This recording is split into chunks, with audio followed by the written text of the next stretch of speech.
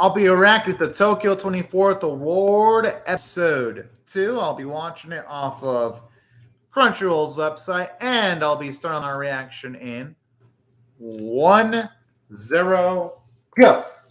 Oh yeah, pump the hell up for this. I like to adore those kids. And that explains.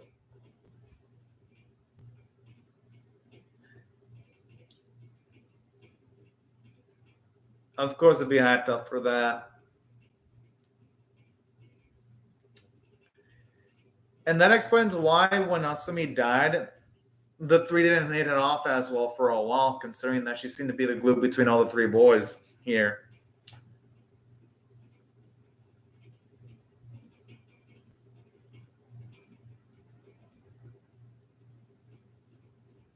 Honestly, RGB does sound like the name of a band, though, if you ask me. This is opening. Take me up. Fuck. Fucking love this, man. I could probably hear this multiple times and I probably never get sick and tired of this opening. It's that addicting.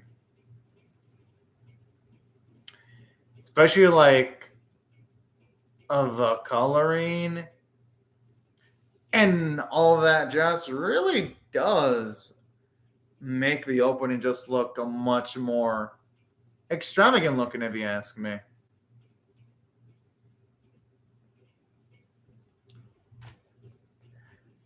I just can only hope when it comes to this series, though, that despite the production issues I've heard that the series has, because I've read articles on Anime News Network and I've read on my Anime News forum posts, I can only really hope that somehow the animators can find a way of making the series look consistently good and it can somehow dodge production issues. But considering Cloverworks is doing 3 anime, the odds don't seem high. But you know what? I'm going to be optimistic because the first episode was damn cool.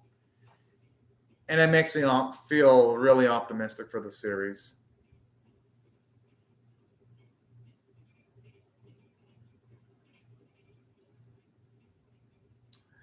Oh, RGB boys.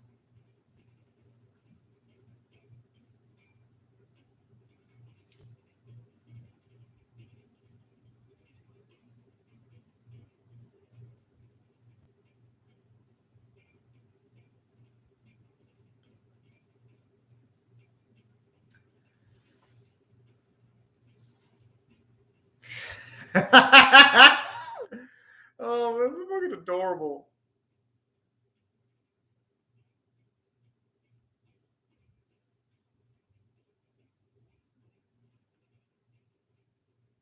I'm not gonna blame her. I mean, oh, this is cute. I mean, I'm not gonna blame him. Considering what happened, they would have to. Oh, I was gonna assume that they were just trying to lay low for a bit, considering what happened.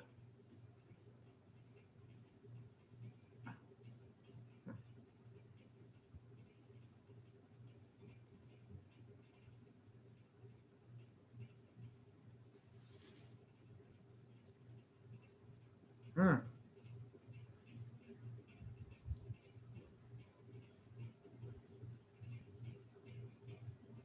Damn, they're gonna put in some stakes here.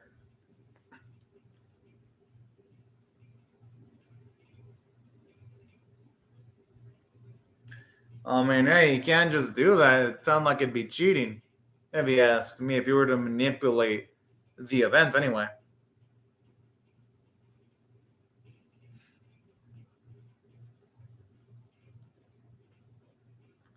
Damn, I like this bird and that old lady.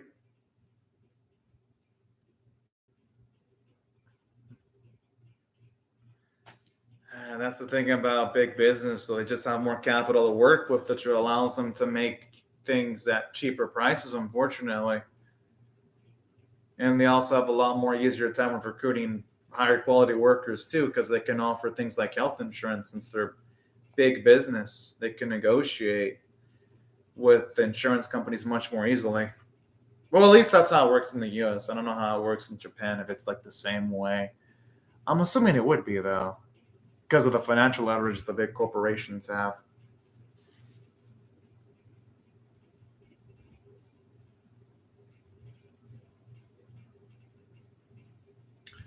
I'm assuming that these foods are going to be the threats that our RGB group is going to be dealing with next.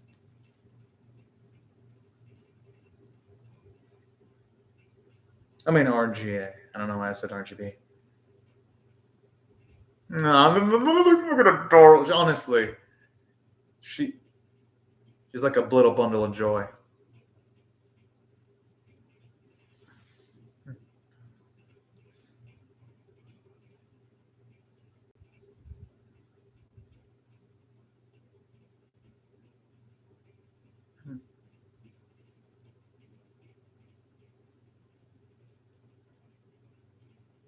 I like this, boy. How Shu isn't just settling; he's making sure to keep up in shape. That's cool.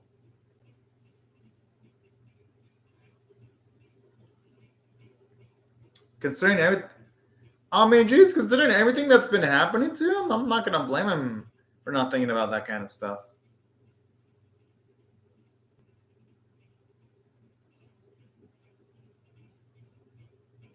He kind of did. He gave me some flashbacks of the way he was running episode one.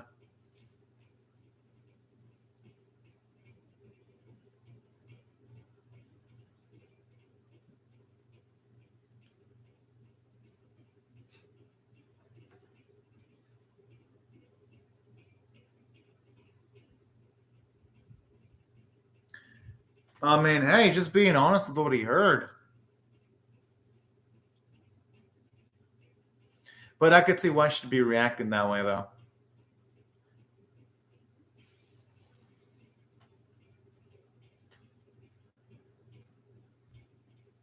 And plus, it ain't like people would believe her anyway. I mean, it's not like they would believe Shu's story regardless. I'm assuming he tried. Yeah, and it all ended up in Philly. That's my guess. Yep, had a feeling that was going to be the case.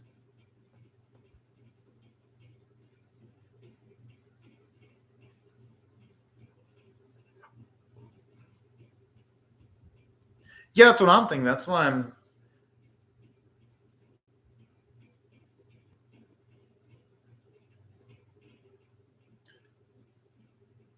I mean, what's happening now is way more important than any argument he can have with her.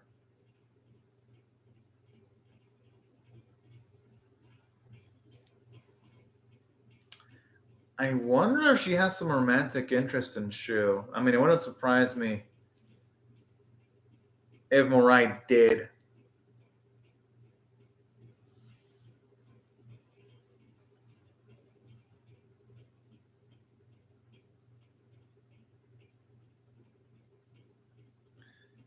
Oh, at least their stomachs are going to be saved.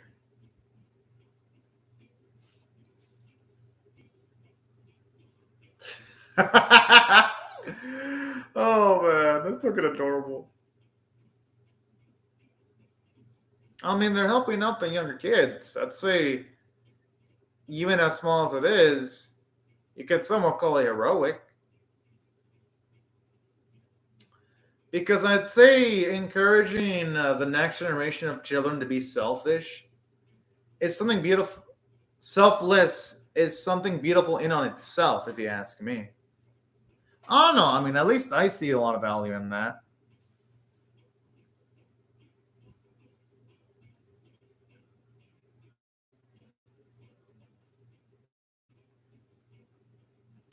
And I could see why I want to draw as mature. Drawing never been a possibility if she had lived. Sub Spiral Man.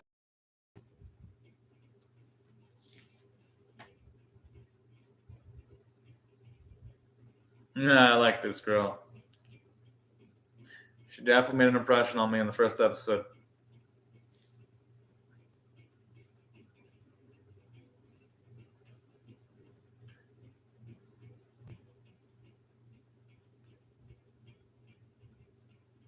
I just hope there isn't any moles in Shantytown because you never know when betrayals happen.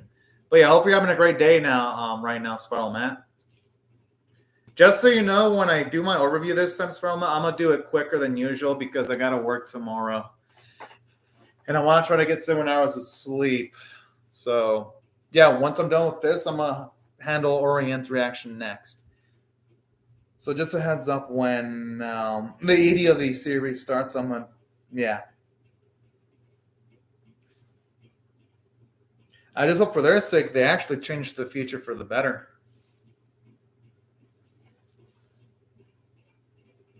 I mean, Rand does have an erotic look to his face, though. I mean, his character design looks unusual, but I mean that in a good way, not in a bad way.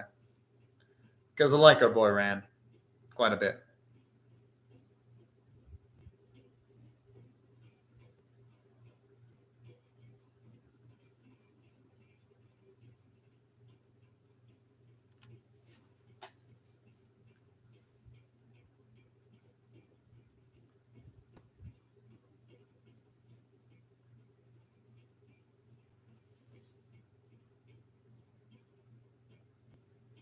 Oh, I like this. I like how it's showing you how Asami influenced the others because you can see that our boy Rand got a bigger appreciation for it due to Asami. Part of the heroic nature, she was influenced by Asami when he had our boy do things like be a goalkeeper for children. I really like this because it makes her death more impactful, actually. And that actually explains why someone like Mariah would be jealous of someone like Asami. I mean, shit, with that type of personality, it'd be hard not to have a little bit of envy if you're in someone like Mariah's position. At least from what I perceive the situation, anyway.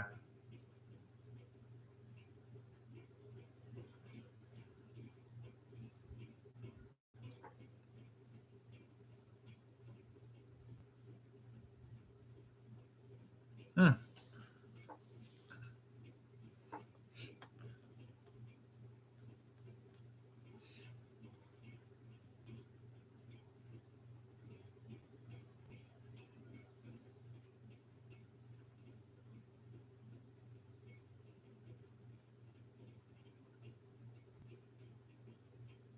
Huh.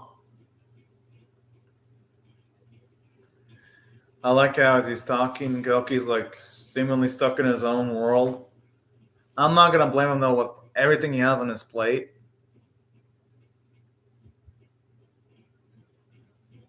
Oh, hey, I mean, at least he's trying his best.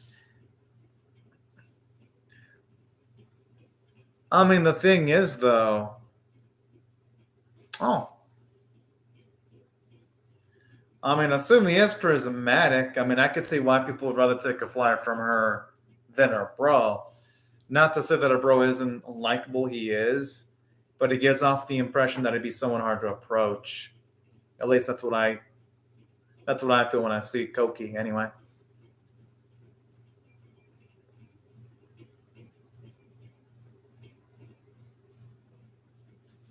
yeah, I've heard of it too. Spiral Mount the Jungle Book.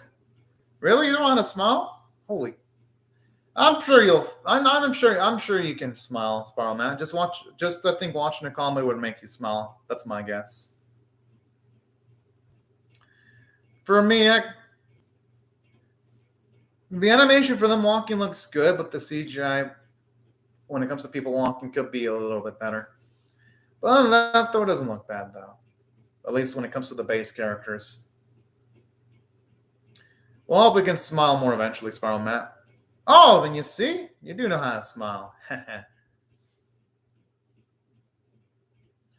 Not for all anime, Spiral Matt. Demon Slayer has amazing backgrounds and background animation. Demon Slayer.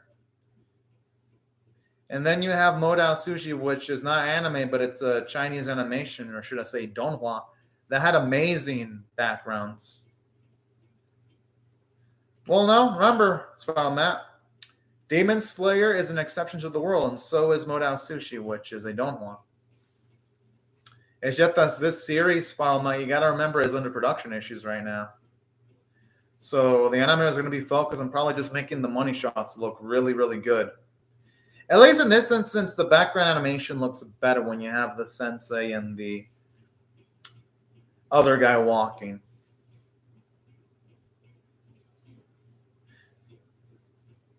You mean, but Spiral Knight, you need to be more specific. Do you mean for most anime or anime? Because you need to make a difference. Because some anime do have people in the background move good. Okay, that it's because when you said background always bad, that implies that every anime has bad background movement. The way you worded it, Sparma, that's why you confused me for a bit there. I was kind of confused. I was like, no, there's some anime that have good background movements. Okay, now that's better. Yeah, because I was kind of confused for a second. Well, yeah, that's because most animes don't have healthy production, Spiral Matt, unfortunately. Some of them do, but most don't.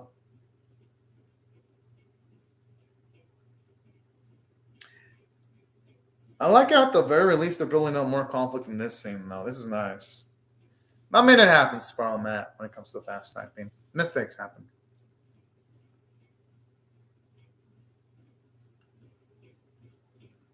Yeah, actually sounds fucked up if you ask me.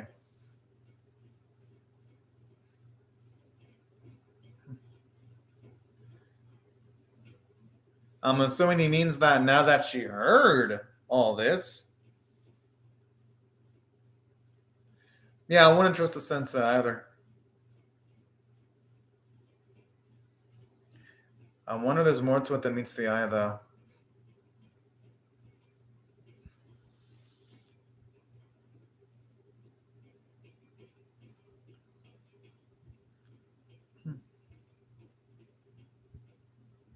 I mean, the thing is, sometimes you gotta be. It's in with the new and out with the old on some occasions, as fucked up as that sounds.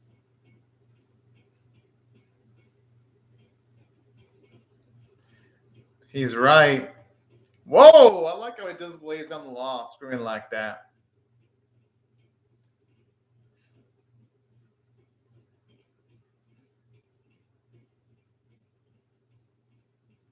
You know what I like about this detail? You can tell Morai's stiff body language with Sumi's like the leader.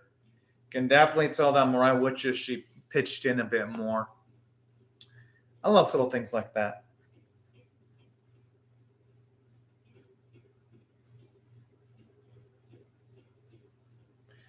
Unfortunately, people pass away and things get constantly destroyed. Okay, that looks disgusting. That looks like fucking poison.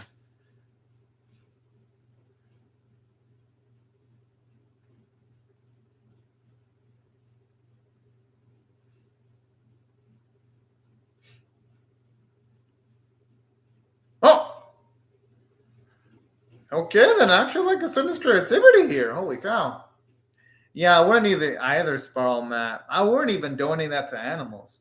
I don't think it tastes good at all. It looks like it's disgusting, yo. I feel like my stomach would be punching my insides if I were to eat that thing. And that's me trying to be as nice as possible when talking about Mariah's food.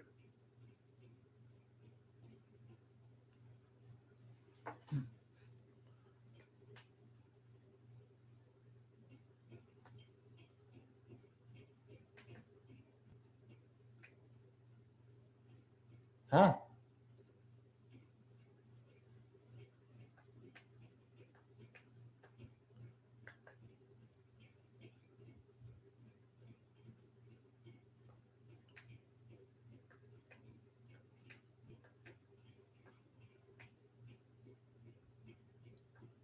All right, I like his honesty here. Good, all right. At least he's got a backbone stance now.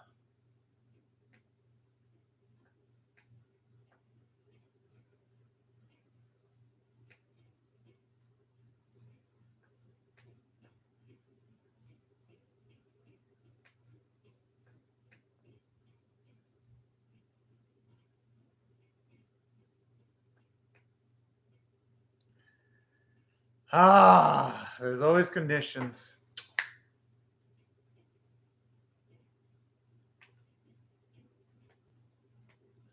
Ah.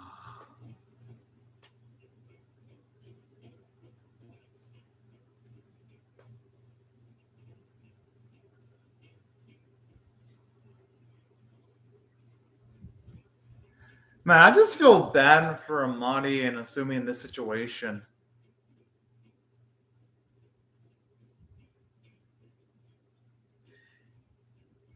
And you know what? This makes sense that Asumi would do this, considering the fact that she got Shu to play the hero and being the goalkeeper for the kids.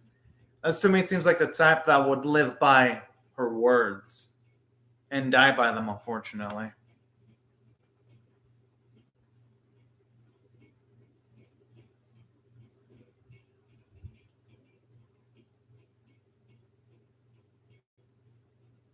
Hmm.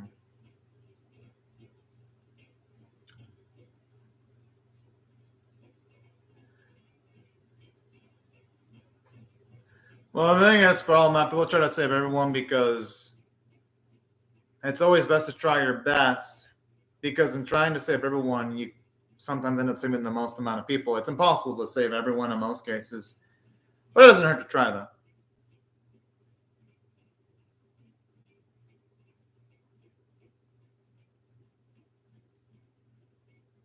The thing is, though, I don't think she should really try handling RGB, though. She should instead just try to go with the flow. Try to maybe become more intertwined with RGB instead of trying to handle them.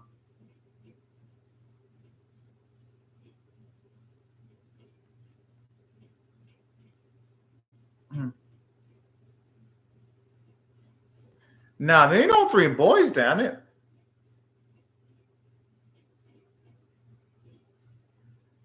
And I like this. It shows you that Madi, if she wasn't there, these boys would fucking fall apart as a group.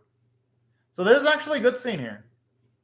Even though she's no Asumi, she at the very least has a good amount of importance at the very least.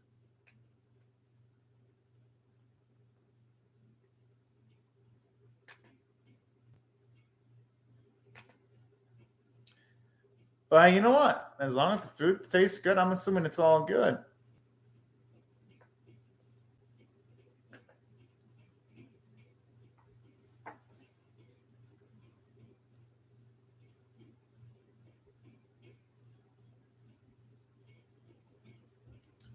Oh, this is looking adorable. I can see in those moments where Asumi also builds up Madi.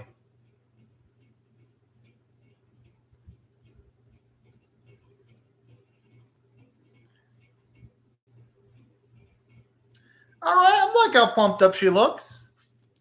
Cool, cool. Yeah, some chicken would be pretty damn good, Spiral Matt.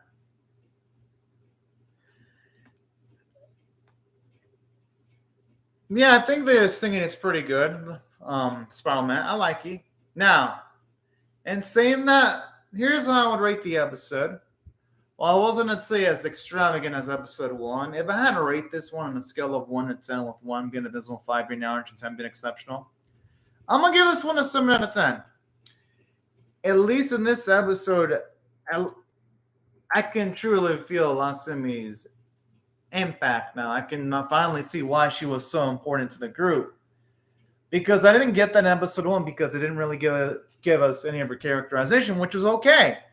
This episode, I'm finally doing that, makes her a much more better character. And while narratively, it didn't make, say, as much intense plot progression as episode one did, it didn't need to because it was a nice character exploration episode.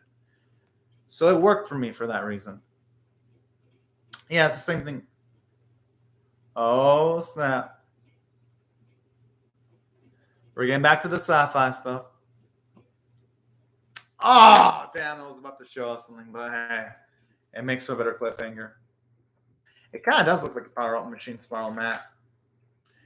And while, yes, I didn't have as extravagant or grandiose stuff like, say, episode one did, I don't think I needed to, though, because not every episode in this series needs to be hype as fuck. Episodes like this are important build up episodes so that we can get to know the characters. It was nice seeing in this episode things like, say, how she was influenced by Asumi, because we can definitely see that part of the hero's mentality that he has is partially due into his encouragement from Asumi, like when he was asked to be a goalkeeper for the kids. And aside from that, I like how we see how Rand's whole thing about doing graffiti was influenced by Asumi. Even after his death, he's still influenced by how he's making graffiti art of a woman that looks like a more mature version of Asumi. So things like that really add a lot of heart to the episode. And I love how it shows us how Asumi helped build up our main cast of characters. And aside from that, I love the characterization it had for Morai. Definitely feels like it's implying she feels something for Shu. But more than that, though, this episode definitely shows you that she wishes she could do more. But I love how this episode establishes how she's the main glue for the three boys. If it wasn't for her, these three boys would not be able to get along at all. They would have long separated and their friendship would have burned in a dumpster fire if it wasn't for her. Morai. So I like how this episode establishes that she is important too. Not as important as our three boys, but she needs to be there. And I like that, how they justify her character in the narrative. That's why I thought she was a nice character, while our three boys are good characters. So overall, great character writing overall. Yeah, Maruma-kun did it really well. That series handles almost everything well. Yeah, I like the pink haired girl. She's cool. But yeah, that's more of my thoughts on the writing. I thought overall, aside from that, I gotta say, the animation and artwork were, well, not as pretty as episode one. It worked. You can definitely tell that.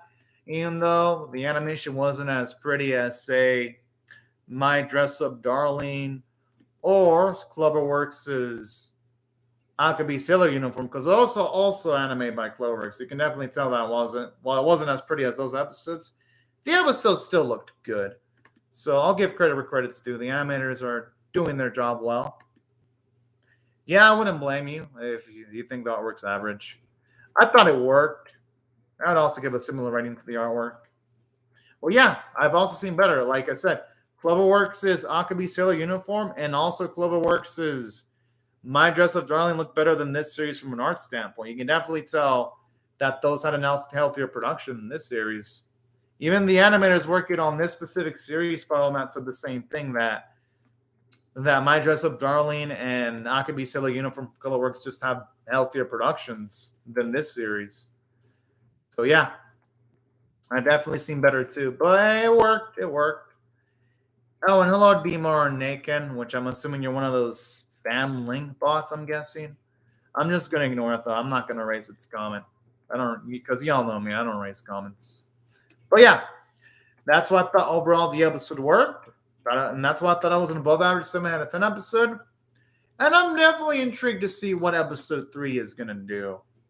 But anyways, right before I go, because I am going to react to Orient episode 2 next, let me just say thank you very much to Spiral Nat for commenting on the live chat. It's Orient, Spiral Nat. You know I won't do that. We know Orient's going to probably be on. I know. I mean, it made me laugh, though. I'm just Orient depressed. Well, Orient doesn't depress me as much because now it's only the second ugliest looking anime. The ugliest looking anime is Rusted Armor. That's the ugliest looking anime. I wouldn't be surprised if that anime also ends up being the ugliest looking anime of the year. It makes X Armor look like a professional production in comparison.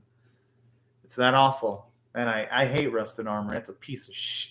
It's a piece of shit, Rusted Armor. Oh, man, it was so awful. Like, Spiral-Man, it was so bad. I gave that episode a 3 out of 10.